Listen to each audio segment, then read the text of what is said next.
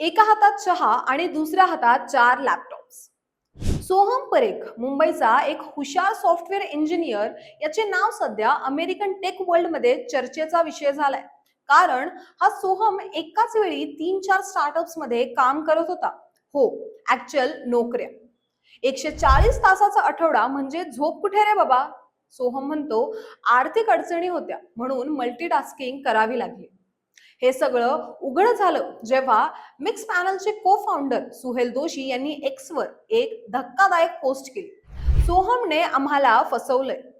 हा मुलगा काही कंपनींना सांगायचा, मी अमेरिकेत आहे, पण प्रत्यक्षात मुंबईच्या ट्रॅफिक मधून झूम कॉल करत होता. एक दोन नाही, तब्बल 5 स्टार्टअप्सचे सीईओ म्हणाले की सोहम काम करायचा पण डोकं दुसऱ्या प्रोजेक्ट मध्ये असायचं. मल्टीटास्किंग इतकी आउटपुट डायल्यूट व्हायचं. सोहमने कबूल केलंय. टीबीपीएन नावाच्या युट्यूब चॅनलवर तो म्हणाला, मी सगळं स्वतः केलंय, कुठेही आउटसोर्स नाही केले आणि फसवणूक नव्हती. आता सोहमने एक स्थिर जॉब पकडला आहे. ड्राविन स्टुडिओ मध्ये फुल टाइम काम. पण इंटरनेटवर तो स्टार झालाय. मीम्स, ट्रोल्स आणि काहींनी तर लिहिलंय, सोहम परेख नाव बदललं तरी अमेरिकन स्टार्टअप्स लगेच नोकरी देतील. पण एक मोठा प्रश्न, ही गोष्ट गमतीशीर वाटतीये पण यातून एक सिरियस इश्यू समोर येतोय.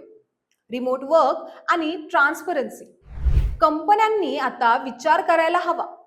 कर्मचाऱ्यांची पडताळणी कशी करायची आणि मल्टिपल जॉब्स घेणे इथिकल आहे का? तुमचे मत काय? सोहम वाईट का स्मार्ट?